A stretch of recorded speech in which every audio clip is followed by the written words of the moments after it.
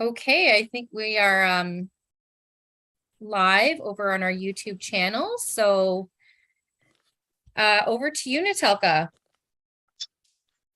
Ani bojo, Natalka Bukandishnika Sagin Donjaba, Jika Dodam Nishnabik Wedding Dow. Hi, hello, my name is Natalka Bukan. I'm joining you from Sagin First Nation. My clan is a turtle and I'm a Anishinaabe woman. And today I'd like to welcome you to our second webinar with being hosted by Bob. And he's interviewing Rosanna Deerchild. So I'd like to welcome you to just let you know about our organization, FNMI EAO, First Nations Métis Inuit Educators Association of Ontario. Our purpose is to support and promote the provision of quality education on histories, worldviews, and knowledge systems that is rooted in the experience and perspectives of First Nations, Métis, and Inuit people. Our work is governed and supported by an Elders Advisory Council. We work with our elders to support our resources and to ensure that we are putting our best face forward. Did you want me to read all that? Thank you, Natalka. So we have a couple of, as mentioned in our registration, we are going to have a giveaway at the end of our discussion tonight, and a couple other things to mention as well. I'm going to put in the chat box for you a link, and that link is going to be for asking questions. So you can click on the link, put your question in there. You can ask a question to Wob or to Rosanna. And after they're done talking, they'll take questions. So we will forward those questions. And as well, we will then put a link at the end of the session, towards the end, and it'll be to put your name in to enter to win one of these amazing books. So we have, of course, Moon of the Crested Snow, which is Wob's book, and then we have two books by Rosanna Deerchild, who's here with us tonight. This is A Small Northern Town and Calling Down the Sky, and perhaps Rosanna might speak a little bit to those books and give folks here a little bit of what they're about. So I'm going to turn it over to Wob, but while I do that, I'm going to put that, as mentioned, the link for the questions. For those who are over on the YouTube channel, if you look into the description box, you may have to click on the show more button. There's a little button in the description, and you will find the link to ask questions in that area as well for you on the YouTube side of things. Okay, so that's the logistical pieces, and now Wob, over to you. Okay, miigwech shori. Bojo Waubgeshig Rice makwan nodem wasaksing non chaba Anishinaabe minwa jaganashinda minwa and swakmak ndida. Hi everybody, my name is Waubgeshig Rice. You may call me Wob for short. I'm a member of the Bear Clan of the Anishinaabe of Wasaksing First Nation. I'm of Anishinaabe and Canadian descent. That just means that my dad's from the res and my mom's from town.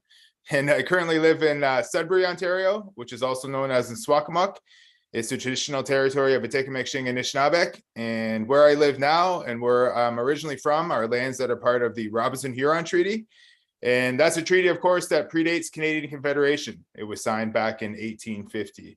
I live here with my wife and our two little guys who are about to go to bed. So if you hear some commotion upstairs and some resistance to bedtime, that's what's going on. But yeah, we all, a lot of us know how that goes. So it's a real honor for me to be here for the second part of our series. Chimigwech, thanks to all of you who joined us for part one with Daniel Heath's Justice.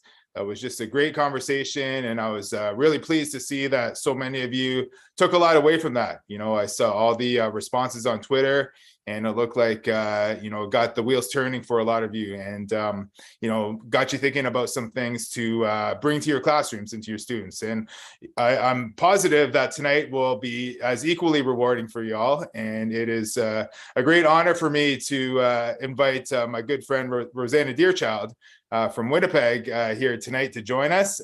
Rosanna and I have known each other for, probably almost 2 decades now. I moved out to Winnipeg back in 2006 to work for CBC, and she was working at CBC there too, and got to know her through, the various Indigenous circles in Winnipeg, which are both small and large, depending on how you look at it. But, we got to know each other really well, and got to work together many times throughout our CBC years. And it's just really cool to invite Rosanna in. So before I formally, I guess, open up the conversation with her, I do want to offer an introduction. Rosanna Deerchild, she, her, is Cree from the community of Opipinapawin, Cree Nation. She's been a storyteller for more than 20 years as a journalist, broadcaster, and a poet. And she's the host, of course, of CBC Radio 1's Unreserved, a favorite in our house and likely in yours as well. Her debut poetry collection, This is a Small Northern Town, shared her reflections of growing up in a racially divided place, and it won the 2009 Aqua Books Lansdowne Prize for Poetry. Her second book, Calling Down the Sky, is a collaborative work with her mother, who was forced to attend residential school. Her first play, The Secret to Good Tea, will be produced by the RMTC in March of 2023. So please welcome Rosanna Deerchild. Hello, everyone. Thank you for the invite. I imagine thousands of you are watching right now. Perhaps millions. Millions. Who knows? Yeah. So how's it going out there? It's going all right up in Treaty 1 territory, North End, Winnipeg, Canada. We're all good here. I just finished having a takeout with my family, and now my teenager's downstairs, and my mom's in her room, and I'm in the living room surrounded by cats. I'm living the dream, Wob. There you go. Sounds like it. Is it snowing out there yet in Winnipeg? No, but it's pretty frosty in the morning for sure. Yeah. I got a sweater on and the heat. So yeah, right on. Yeah. Cool. So Rosanna, to start off, you've had a long career in a variety of storytelling media. How did your storytelling and writing journey begin? Oh, wow. I don't know. I guess I've always considered myself to be a storyteller on some level, whether it was poetry or journalism or playwriting or I don't know, radio making, whatever.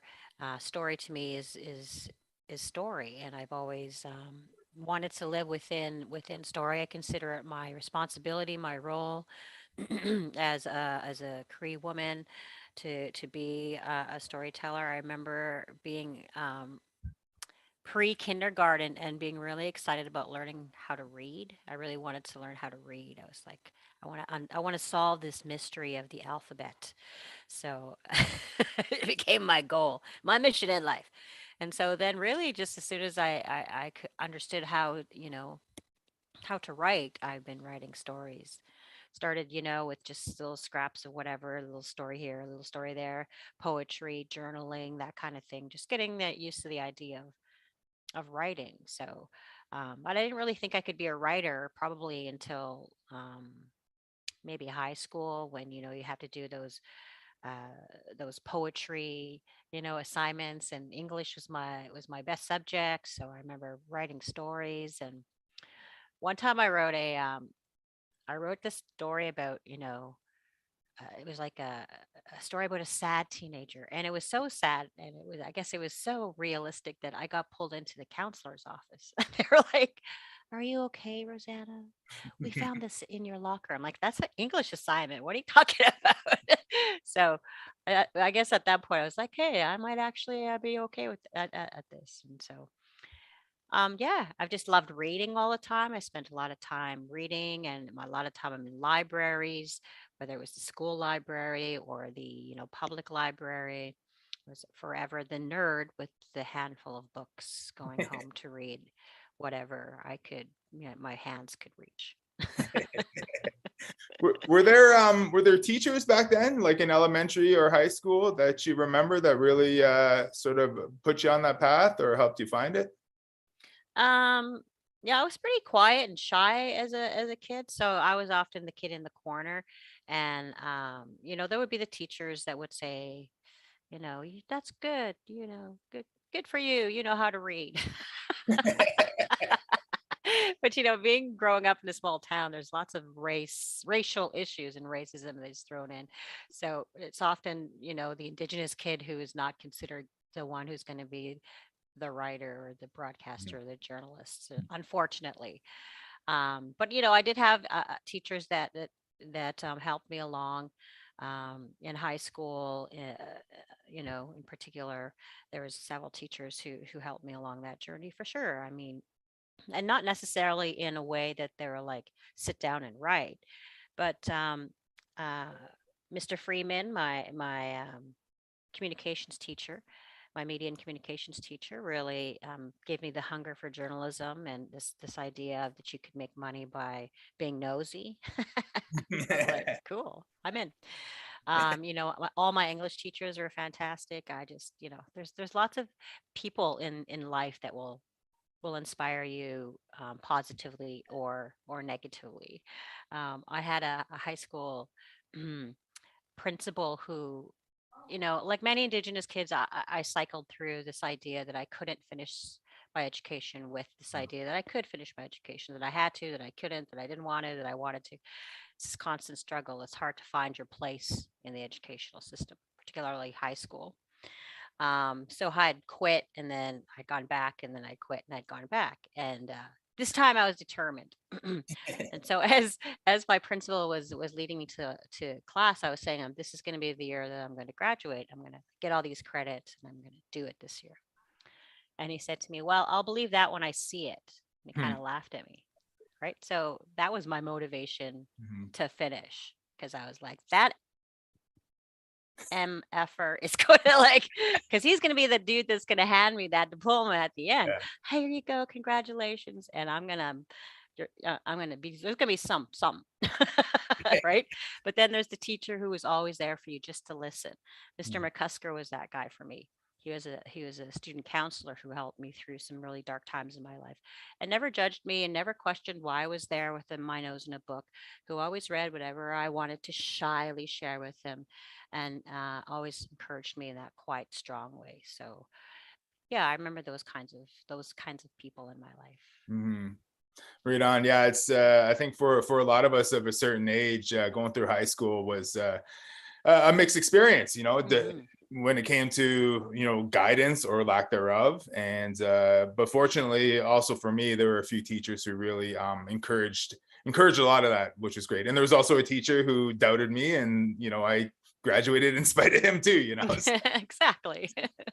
So on top of that, on top of those positive formative teachers, when and how were you introduced to the work of Indigenous storytellers to really give you that boost and that encouragement too?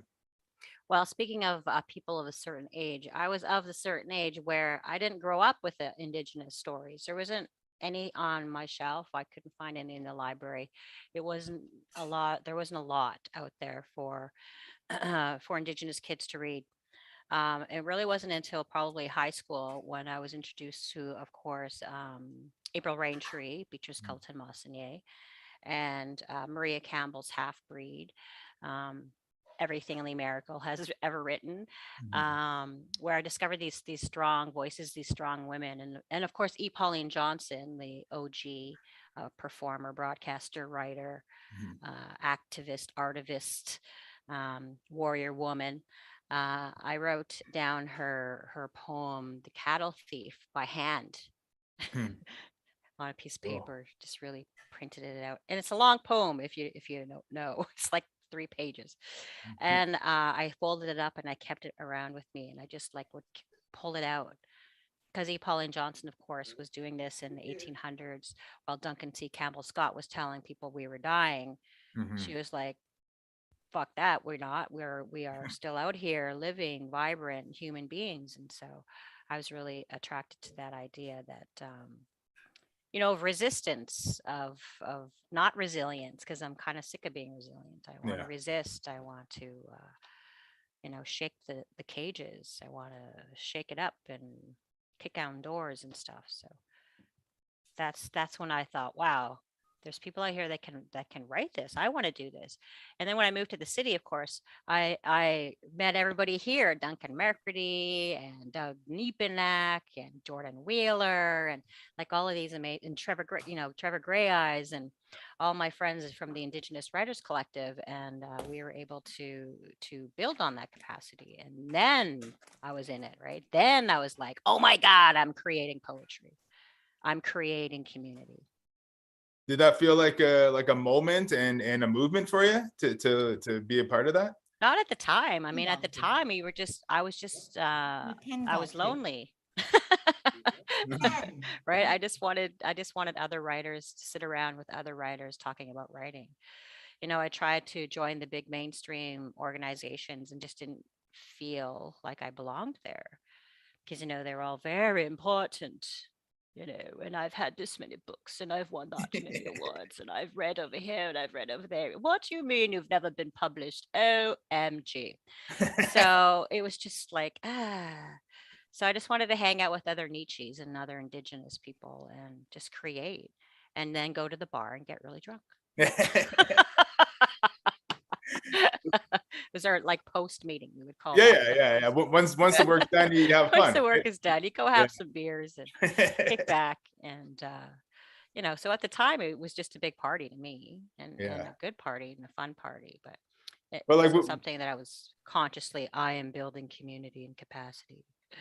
but I think like what came out of Winnipeg there is, you know, this long list of really acclaimed people. And, you know, even having been there for just a few years, it's really cool to, you know, it feels like part of history in some ways. Did you ever see it that way? Well, I mean, looking back, of course, you have your Katharina Vermette, Governor Yeah. General Award-winning author.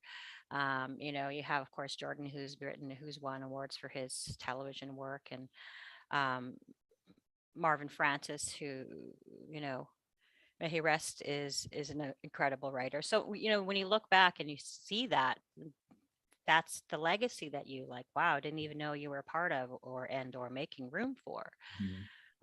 So yeah, looking back, sure. But at the time I was just like, damn, that's good. I wish I'd written that. Yeah.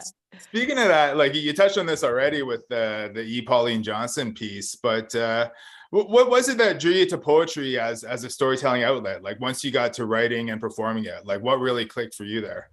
Well, my poetry really just evolved from my journaling, and it was actually my mother who had started me on that journey in particular.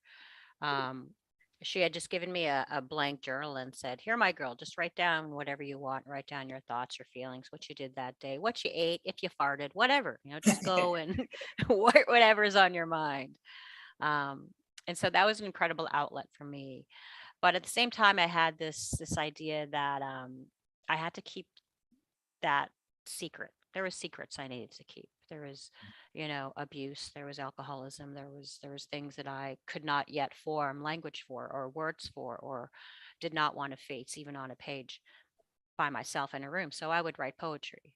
It was a way of keeping secrets, and it was also a language, right? I wasn't raised in the language because my mother is a residential school survivor, and she had that shame instilled in her. Even after school, she had that shame instilled in her. And so she didn't pass on the language. And so to me, poetry is a language. It's also a ceremony. I also didn't grow up in the Indigenous, you know, traditional way. I grew up very mainstream. So to me, that was my ceremony. That was my prayer. That was my language. That was my secret telling. That was my best friend. That was, you know, my soft place to be. So it was everything for me, and it still is everything for me. It's my core. It's my medicine bundle. Mm-hmm. Mm-hmm. if we have time later, we'll ask you to share something if you can. But touching on Calling Down the Sky specifically, the collection you wrote in collaboration with your mother, and I bring this up because you mentioned your mother's experience.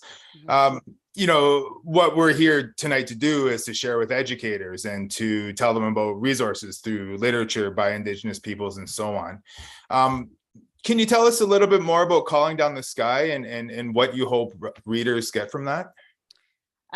Well, the collection Calling Down the Sky is a collaboration with my mother.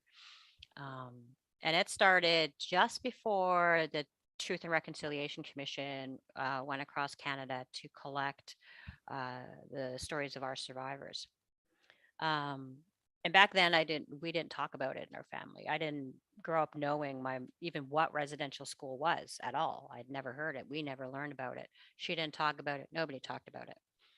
Until I was probably 18 when I was taught, 18, when I met Mr. William Dumas, who went to school with my mother and mentioned that, hey, I went to residential school with your mother. And I was like, well, what the hell are you talking about?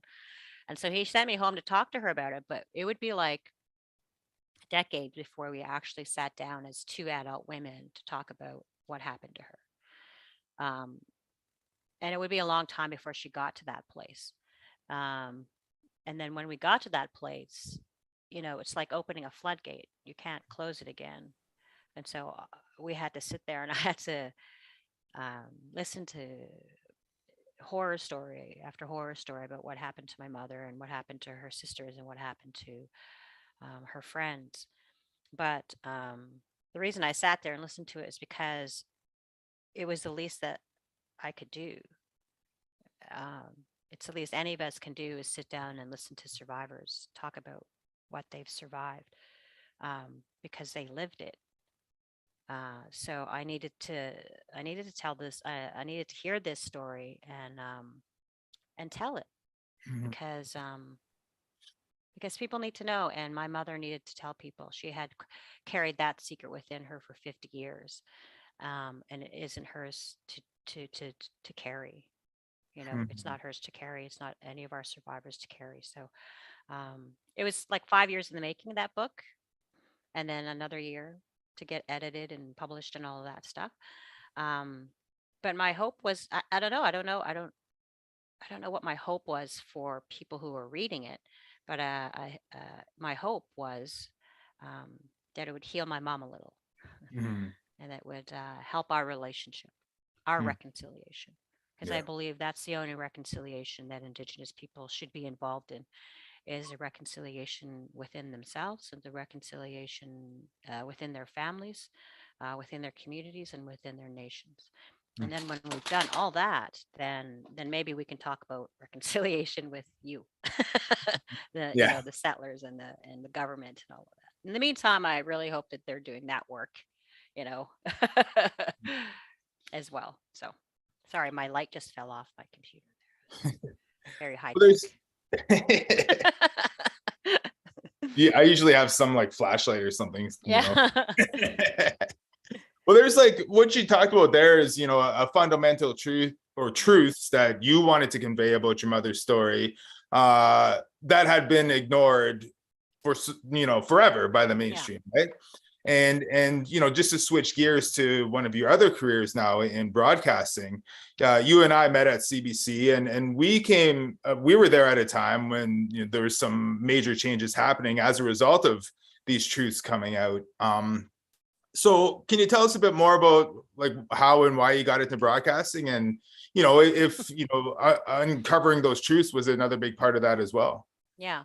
I got into journalism because poetry doesn't make any money. Ain't nobody gonna pay me $10,000 for my book of poetry. I'm just saying. So, you know, and then in high school, I mentioned Mr. Freeman earlier, and he had sort of gave me this idea that I could do this. I could be a journalist. He's like, it's just another form of poetry, except you use facts instead of, you know, poetic language. And then in combination with Mr. McCusker and my First Nation, my band, my community is Opipanapiuan, but my band is Nisujayasik. It's a very long, complicated story. I don't want to get into it, but we'd have to go all the way back to treaty time. So without their support and their, we need you. Like my band was like, we need you to do this.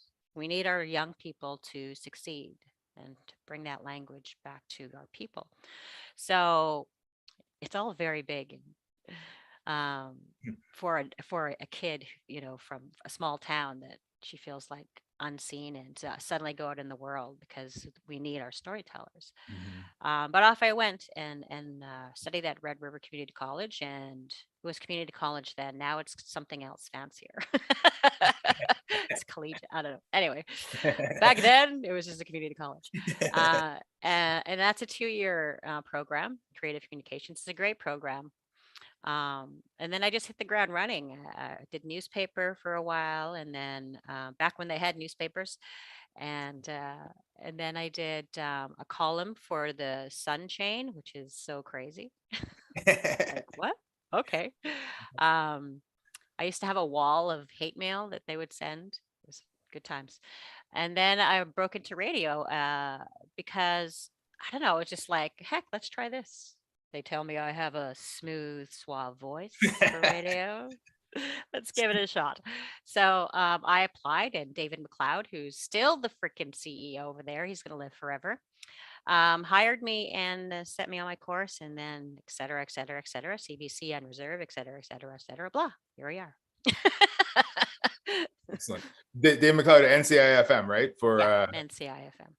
For those of our audience members who are outside of Winnipeg. So when you're, breaking in, when you're getting those opportunities, first in print, what was the industry like for Indigenous journalists back then? Well, I mean, for an Indigenous journalist to do anything in the mainstream was a very big deal. You didn't see it very often. There wasn't these all of these opportunities that we have now. So, and I didn't actually work in mainstream media, big M mainstream media, for probably the first 10, 15 years of my career, because I made a conscious effort that I wanted to tell Indigenous stories. I made a conscious effort, decision that I would not work with mainstream, that I would only work with Indigenous media, because they didn't want to hear those stories. They want anything to do with those stories. The only stories they wanted were if you were drumming, if you were dead, the 40s, the 40s. And I didn't want to tell those stories. I mean, I thought they're important, but let's focus. We have so many other stories to tell. So it wasn't until the CBC that I worked in the mainstream. I don't mess around. I go right to the top. Busting down that door, right? Let me in. So yeah, it wasn't until I started working at CBC really that I started working in mainstream media. Why do you think, it's incumbent upon mainstream especially to make space for Indigenous communities, their stories, and also journalists? I struggle with this one, Wob, because, if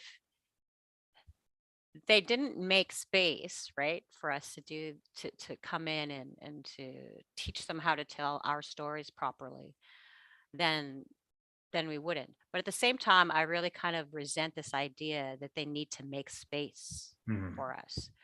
I think that's where a lot of the frustration from Indigenous journalists and broadcasters come from. This idea that there has to be space made for us because we're special, or we're whatever it is, what box you want to chuck us in. We're just as good. In fact, we have to work twice as hard to be considered just as good. So while I say yes, absolutely, you make space for Indigenous stories and voices and journalists and broadcasters, you also have to give up power. Yeah. You need to give up power of those newsrooms. You need to give up powers of those radio booths and those manager seats and those CEO seats and those president seats. You have to give up power. And nobody's ever just, oh, here you go. Yeah. See ya. No, that's not gonna happen. We have to take it or Yeah. build it ourselves. And we've done that. Happens all the time in the north. They're building their own communication stuff all the time.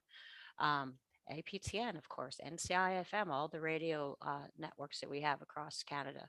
Um, we make our own spaces. So they'd be lucky.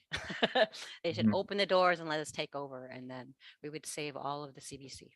Yeah. Well, what happens usually is that CBC ends up following the stories that those other media outlets break and do, and then like try to lure over those journalists at the same time. Right? So Yeah, pretty much. Yeah, it's kind of just being led around yeah.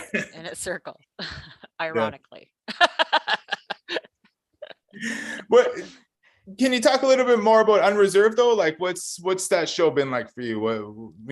What sort of stories have you been able to do, and what opportunities has it opened for you?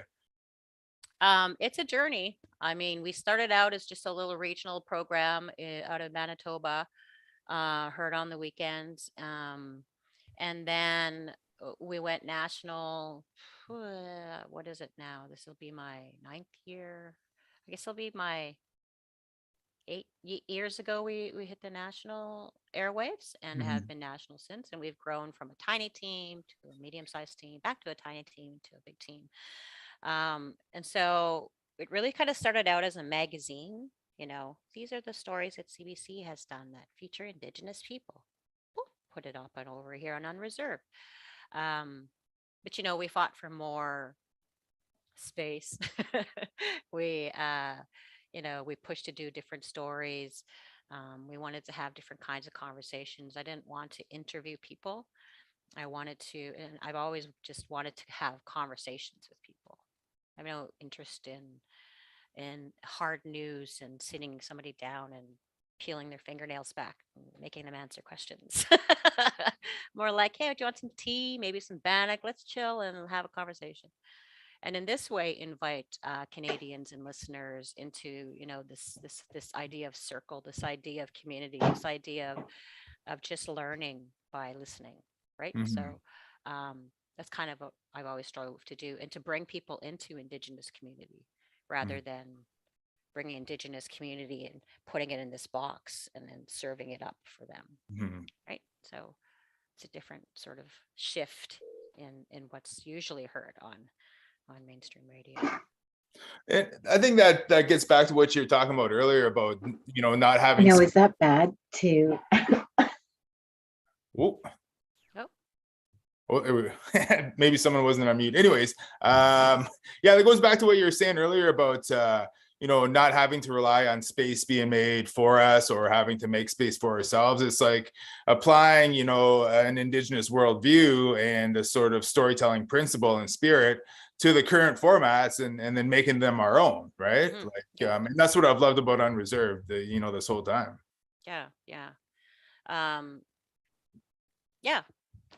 And when you I know a lot of teachers gathered here tonight, they'll have used segments from the show or maybe even whole episodes. What does it mean for you when you learn that teachers are using Unreserved as a resource? It always shocks the hell out of me. Every time I get an email or a mention or whatever, I'm just like, what? That's so crazy. I mean, it's great. I think that and I'm always really honored and pleasantly surprised that people want to share Unreserved, because we need to share these stories with as many people as we can. And it's always we have that saying, education is our new buffalo, right? So we have to feast as much as we can in many ways we possibly can. So it's important.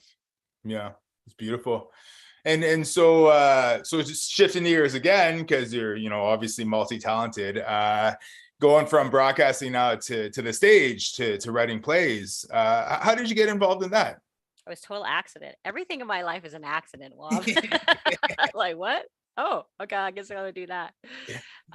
Ian Ross called me up one day and he's like, hey, so I'm putting together this group play, these storytellers who haven't written a play before. I wanted to know if you wanted to join. And like, who's going to say no to Ian Ross? It's just like, oh, okay. So I just like did it because I didn't want to say no. I felt that was rude. And then lo and behold, I loved it. I was like, yeah, I could do this. Yeah, I could do this. This is good. It's just another way to tell story, and I'm having a great time with it. So what's the play coming out next year? It is called The Secret to Good Tea. And it is a reconciliation story between mother and a daughter. It's like loosely based on Calling Down the Sky and my relationship with my mother, but more of the dynamic between the two women, and how one is sort of like this very old school, traditional, still speaks Cree, quirky, funny, hilarious old lady, and her very serious, professional, modern, Indigenous daughter, and how they, come together over this residential school gathering, and the chaos that ensues, and the desire in both of them to fix that wound. Mm. Yeah, over tea, because everything happens over tea.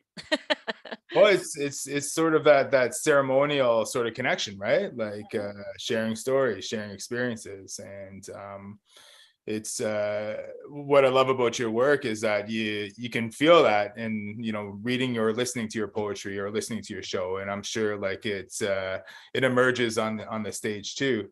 And when you're like working in these different media, do you find you have to like shift mentally or creatively, like between writing a play or poetry or broadcasting? Like, do you find that difficult, or is there, a common thread through it all that you can easily make the transition?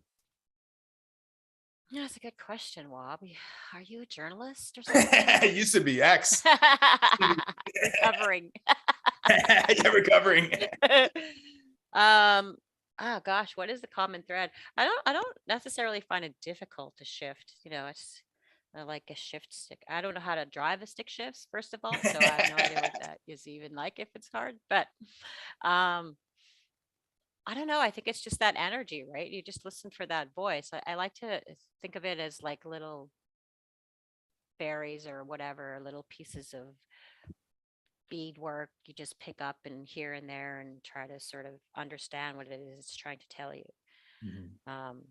Whether it's a poetic voice, or whether it's a play, or whether it's a radio, right? So really it's just shifting in a format. It's not really so much a shifting of energy or Well, it's about telling knowledge. stories, and it's Yeah, about the telling truth, right? stories. It's about Yeah. connecting to that voice, connecting to that truth, Read on. and listening to it.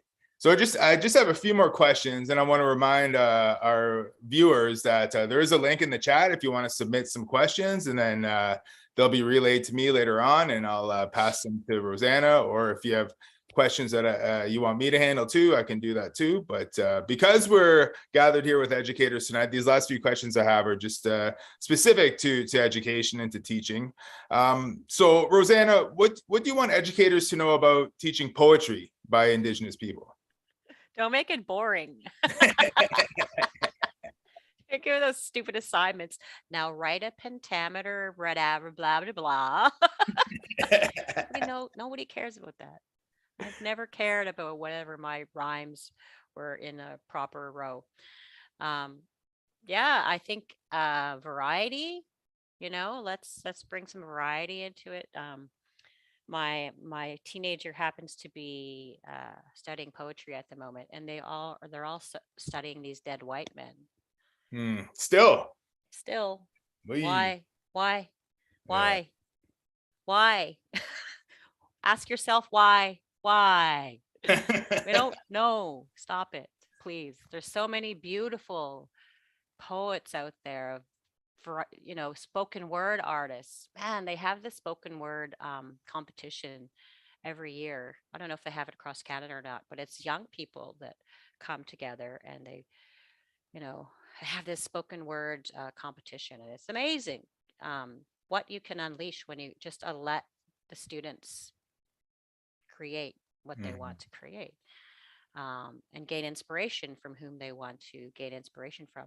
I got it from E. Pauline Johnson, E. Cummings, Sylvia Plath. I mean, but I also got it from Lee Miracle and Duncan Mercady and you know, so many of these amazing Indigenous poets that we don't know.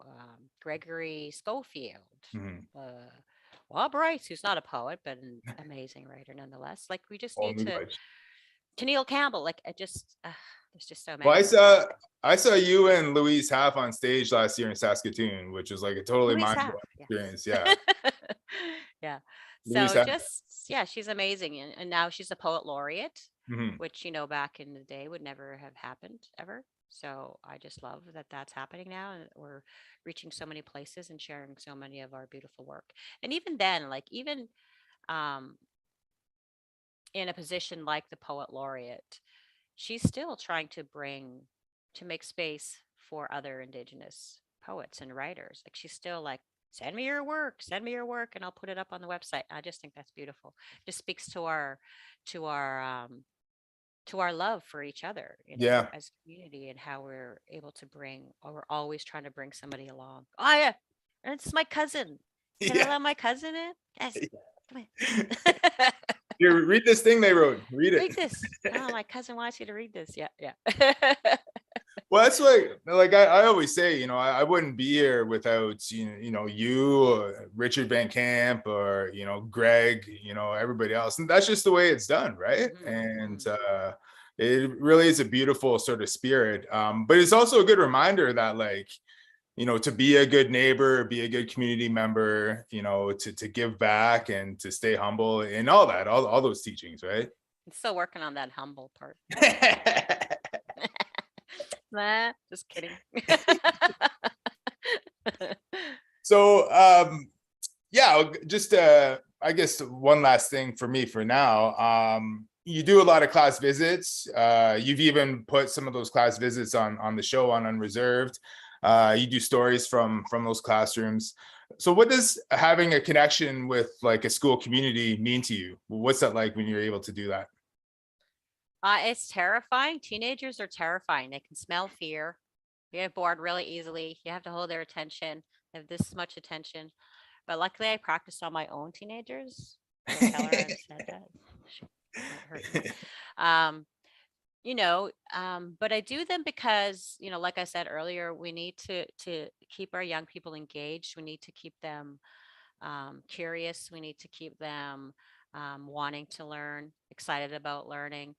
And it's always my intention when I go into a class, even if it's a big rowdy class and like nobody's listening and one guy's sleeping and the other guy's on his phone or whatever, is to reach that one kid, right? That one kid who needs to hear that story, that one kid who needs that encouragement that day, that one kid who's going to take that story and it's going to make him think, him, her, they, them, to think that I can do that. They need to hear that story. They need you in that room telling that story. And so that's why I do it. And that's why it's important. Because Wonderful. I was once that kid, right? You were once that kid. Yeah. So it really is life-changing, eh? Like it can't be said enough. It's amazing. Mm-hmm. So before we I'm getting some of the questions from the audience here. Before I get to them, would you want to share a piece with us tonight? Sure. Please, I can do that. please do. Yeah, that'd be awesome. How long would you like me to read for? 5 minutes? However long, 5, yeah, 5 to 10, whatever you're comfortable with. Okay. So this is some pieces that I'm working on currently. I don't really have them in particular order. So I don't even have a name for this book yet, but it'll come to me. Undone Drum. Dreamed of a drum saving mission. Old woman put her in my hands, dry and cracked. How do I save her? Bathe her in water, she is thirsty. Feast her with berries, she is hungry. Sing honor songs, back into her sound. Gently carry her broken notes. My unsteady voice, my unsure hands cannot recall the drum songs, cannot hold her notes together. I am an empty belly, a desert mouth. Her skin loosens from frame. Bindings unravel, beats scatter. She becomes undone. Good skin woman. She has granite smooth skin, unfailing hands, heartbeat a defiant drum. Bones too strong to break. She is good skin woman. I am 100 years away from her. In just surviving skin, this too heavy I want to leave on a hook abandoned in a bar skin because this brown is a bullseye skin.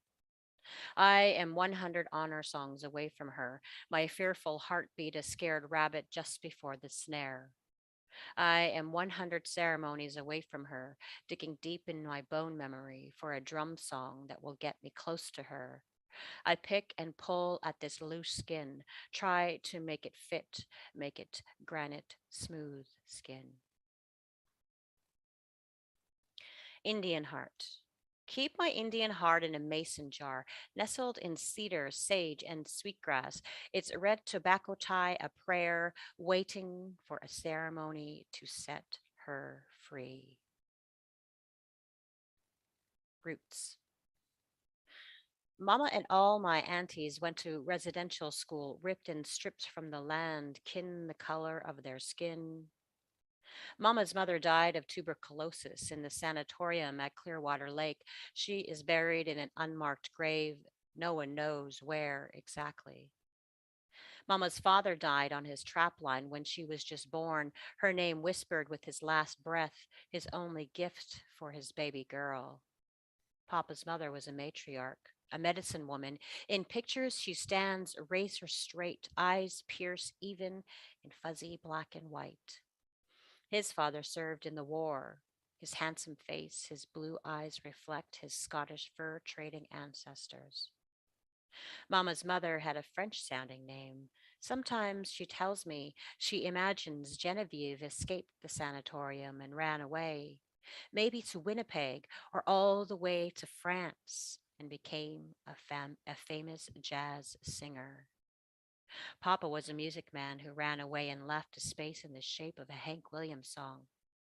I imagine all his songs are about missing me. Before going to war, Stanley was a traitor like his father. He was sent to Bramshot in Shorncliffe, remade a little black devil, came back with influenza lungs, scarred by mustard gas and nightmares. This is my story and no one else's. Oh, miigwech. Thank you very much. People are turning on their cameras to clap, and we're seeing the clap emojis come up. So read on. So miigwech, thank you again, Rosanna, for sharing your work with us. Powerful as always. And I'll got the questions coming up. So yeah, please keep them coming in. Rosanna, I'll remind you, if there's one you don't feel like answering, feel free to pass it off to me. I'll be happy to take it over. There's this one, I'll tell a very funny story about me and Rosanna. We were in Moose Jaw, Saskatchewan for the Writers' Festival there. It was me, her, and Dave Robertson. We're sitting at the end of a table. And this guy came over and he sort of noticed that it was the Indian corner of the table. So he locked eyes on all of us, and Dave was already talking to somebody else. And this guy came and sat down, and he turned to me and he said, "My great grandmother was a Sioux Indian." Rosanna just kind of turned away with her drink like that. Like, oh shit. I was like, okay, I'm gonna handle this one, I guess. So, so I can do that tonight again too, Rosanna. Just let me know. But anyway. There's the adventures we get up to. Okay, so just a reminder, we have educators here tonight, a lot of education specific questions. The first one here is, what advice would you give to a settler teacher who is bringing your work into their class in terms of how we can best position ourselves? In the back? Just kidding.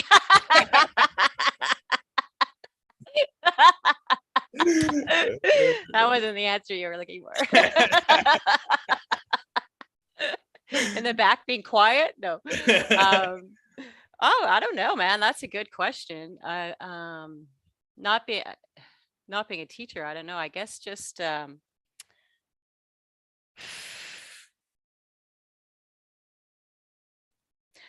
having an open heart and an open mind, and recognizing that by having the work in the classroom is could be triggering for some people, from some of your students, particularly the Indigenous students. Recently, my sister passed away, and we all traveled down back home to take her home. And when we came back, my teenager went back to school, and they were, as I said, they're studying poetry. And the teacher read a poem and then started talking about his grandmother who had passed away, without realizing that he's triggering a child in there. So I got really mad at him and called and yelled at him. I'm so sorry, but I had to yell at him, because that's what I mean. Like, you have to be careful with the work in giving it, because you don't know what door it's opening for these kids. Many Indigenous kids, all Indigenous kids, have relatives who've gone to residential school, or are second survivors of residential school. We've all faced and still trying to survive the ripples that have come out of residential school. So just caution. This is not history. This is happening right now. This is not dead white men talking about the flowers and trees and love. This is happening to my family right now, and it's happening to their families right now. So just be aware. Just be aware and understand that.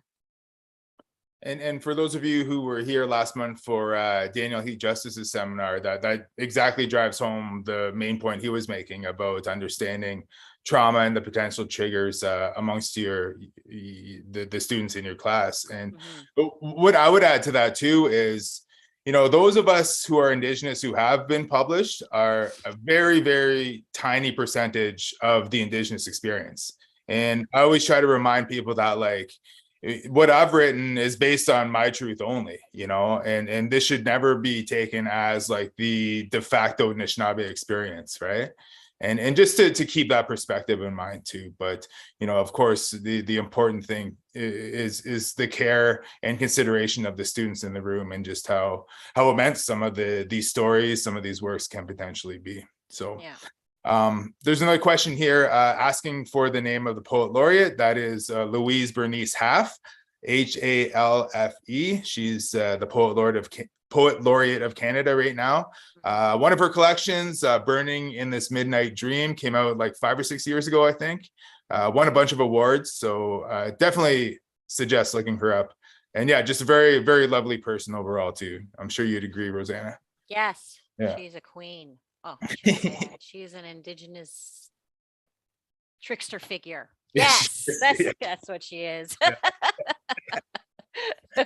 So here's a big one. This one's really hard for me to answer when I get something like this. It's from the Peel District School Board. What are some characteristics that make Indigenous storytelling different from Eurocentric storytelling models? You know what, that's a really hard question to answer, because as Wab just finished saying, we're not all one pan-Indigenous sort of group.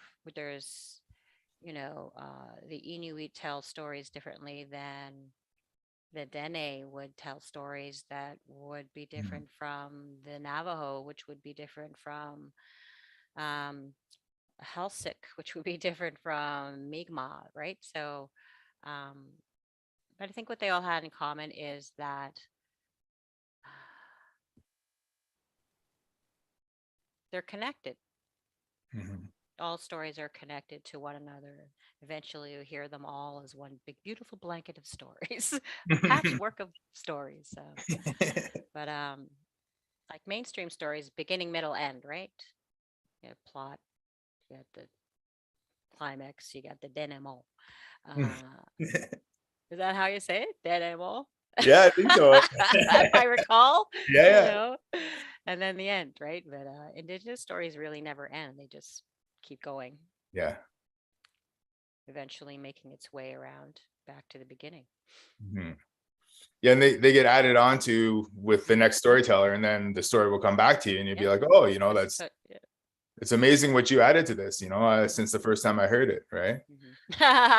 yeah, some hunting stories, for example. Yeah, exactly. Yeah. The moose keeps getting bigger and the gun keeps getting smaller.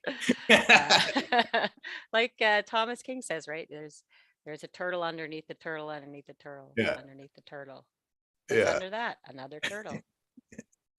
The only thing I'd add to that is like when you're bringing published works by Indigenous authors into the classroom, just to remember that, how I see it is as an adapted work, more or less, because so many of our cultures are based on an oral tradition. And the way you tell a story is completely different from the way you write it. And if you're a teacher who's been fortunate enough to invite an Indigenous storyteller in, like you'll have seen that sort of night and day difference sometimes, right? And just to remember that, I see, written fiction specifically, because that's what I work with, is as an adaptation, but what I like about poetry is that it has that oral delivery naturally attached to it. So yeah, just for educators to be mindful of, how literature by Indigenous people essentially came to be and how it differs from some of our traditions. Here's a question from the Ottawa District School Board. Unreserved is one of my favorite shows on CBC. Thank you. I'm wondering if you have a favorite guest or most impactful story on Unreserved. No, I hate this question. Next question. No, I don't know. I've had lots of people. It would be hard for me to pick. I know everybody says that and it's lame, and I hate when people say that, but it's true. I really don't think I have a favorite, guest. I do enjoy anytime I can talk to Bobby St. Marie. Oh yeah, no doubt. I bet. Yeah, but I've had amazing people on. I've talked to Lee Miracle. I've spoken to Thomas King. I've spoken to, like, I can't go there because I'll just never stop listing people.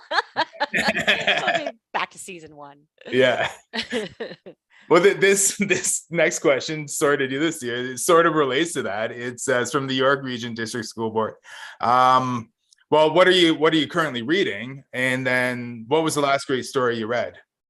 Currently reading, just finished actually, Scars and Stars by Jesse Thistle. Oh, nice. He just finished it, just came out. And the last impactful book I probably read was Katharina Vermette's book Strangers, which is here. Yeah. My big stack of books that I'm reading, and I just so I don't know, can you see that? You can't really see it, but yeah, The Strangers, Katharina Vermette, beautiful writer, my good friend, just saying. So yeah, that's what I've been reading lately. Read on. Oh, I also just finished reading A Mind Spread Out on the Ground by Alicia Elliott. Oh wow, that's a great one. Oh, that's a really good one. Yeah. I was rereading some Louise Bernice Half recently, and some Gregory Schofield. Oh my God, I gotta mention this one too. Nishka from Jordan Abel. Oh yeah, I gotta read that one. Right. That's next for me. Guys, don't start asking me about books because you'll never get me off here. Yeah, that Strangers is awesome too. For me, I just I was on the jury for the Giller Prize this year, so I'll promote the Indigenous authors we had on the long list. All the Quiet Places by Brian Thomas Isaac, Avenue of Champions by Connor Kerr, and of course, Billy Ray Belcourt's A Minor Chorus. So I'll plug those that we got. Oh, I think you'd really like it. It's pretty powerful for sure. Okay. Work is amazing.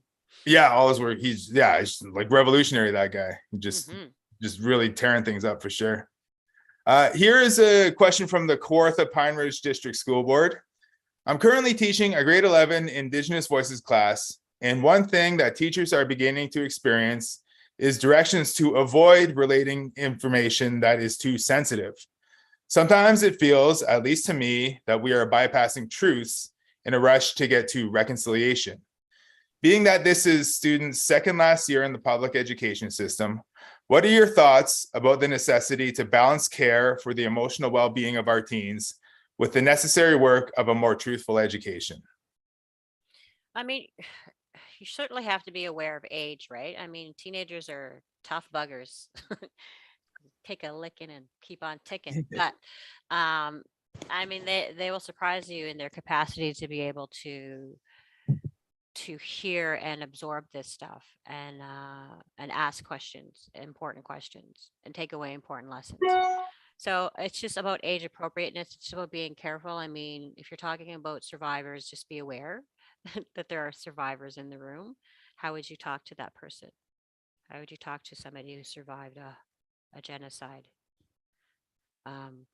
And kids, right? I mean, you have to be aware. Kids are also smarter than I think that there's age appropriate material out there. The Truth and Reconciliation Commission has suggested a lot, or rather the National Center for Truth and Reconciliation has a lot of suggestions. There are educational organizations that are Indigenous based. The Manitoba Education Resource Center, I believe here is one of them, for example, that can guide you in age appropriate material. But you're right. I think that generally speaking, Canada as a whole is very much rushing to reconciliation. What can we do? What can we do? What can we do?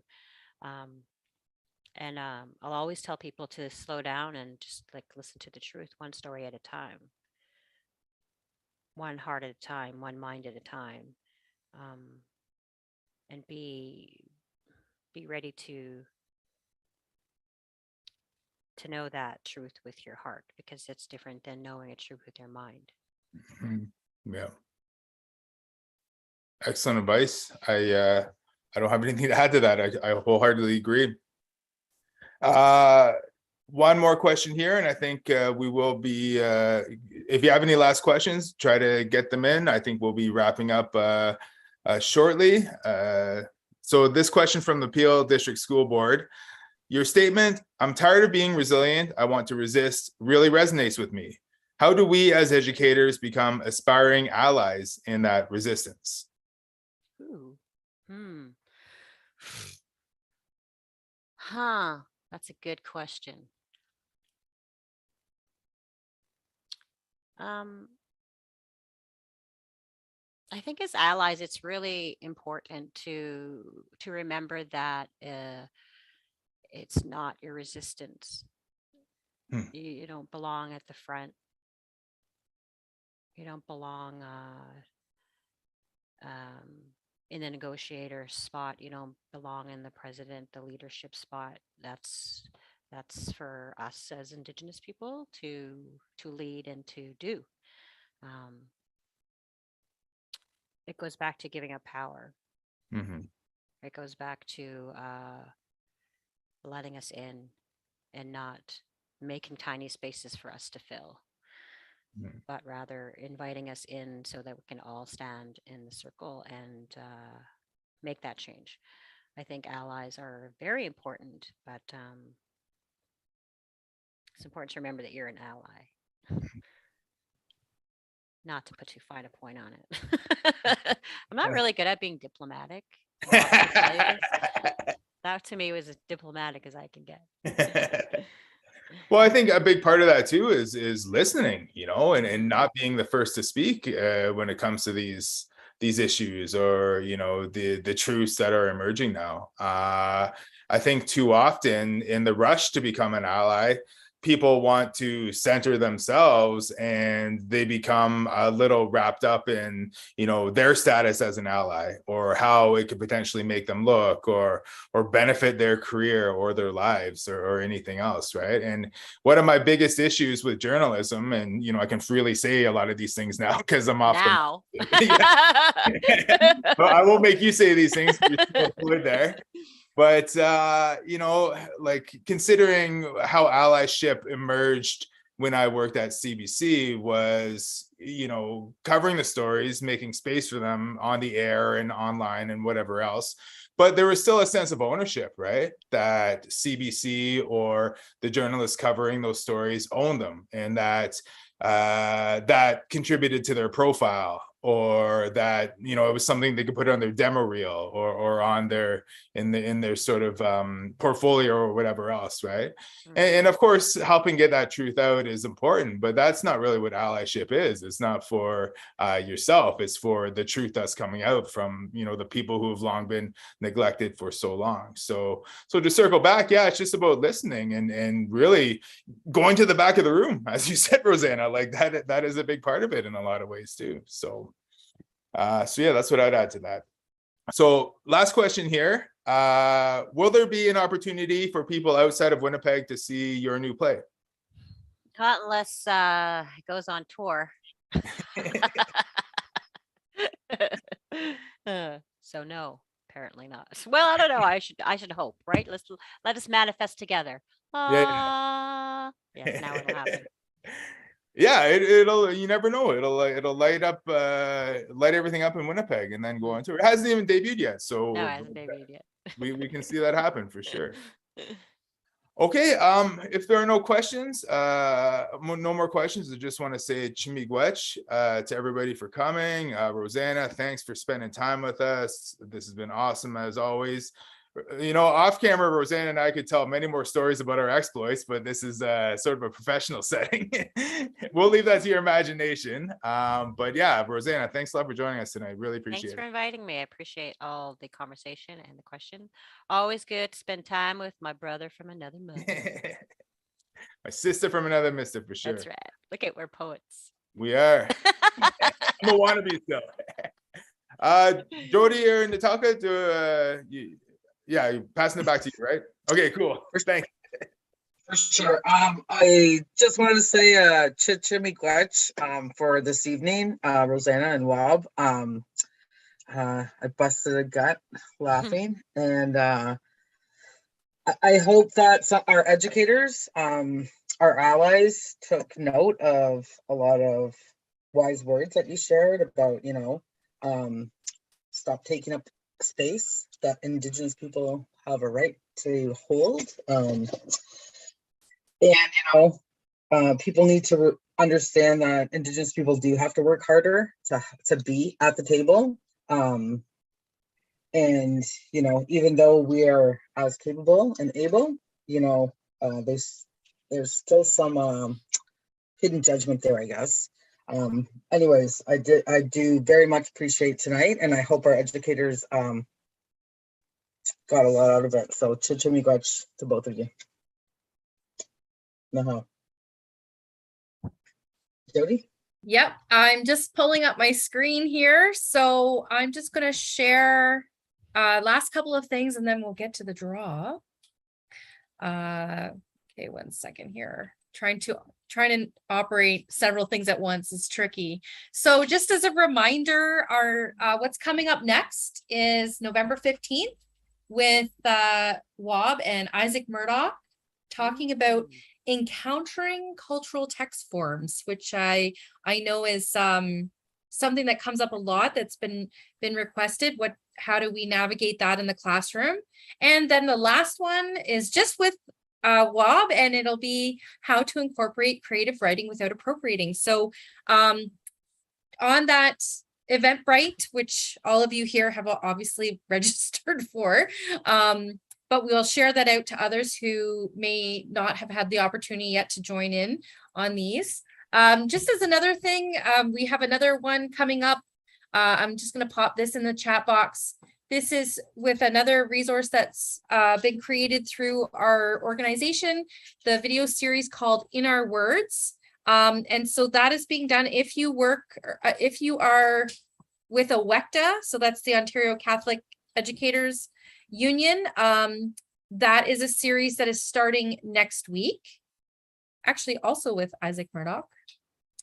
And just again, to let everyone know here, we have a new page, and in this section on our website under members only is called NBE ENG supports. And in here, you will find this document which is several, well, I guess it's slides. We've converted it to a slide deck for pedagogical considerations for teaching Indigenous literatures. And we have some other links and resources, and we will be continuing to update that as we go through, and we'll be posting these recordings with these sessions as well on that part of our website. And lastly, we're now going to move to our giveaway. Woohoo! So I'm going to just move over to the spinny wheel here, and I'm going to spin the wheel, and I think first we'll do your book first. All right, so let's see who's the lucky winner.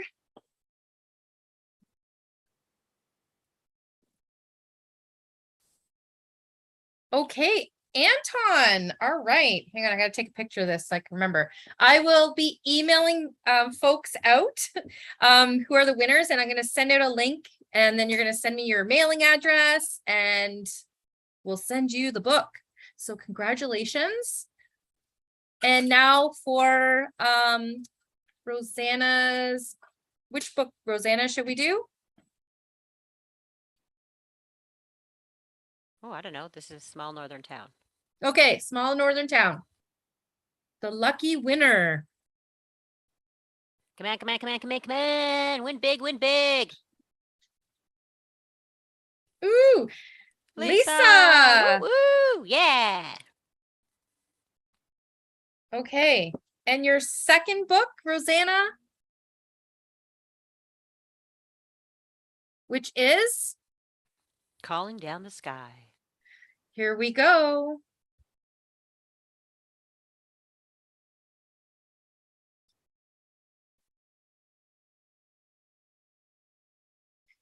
George, Woo! congratulations. Okay, well, I will be in touch with you. Thank you everyone for coming out and sharing your evening with us. Echoing what Natelka has already said on behalf of FNMIEO, so much gratitude to both of you, Wab and Rosanna, for sharing your time with us tonight.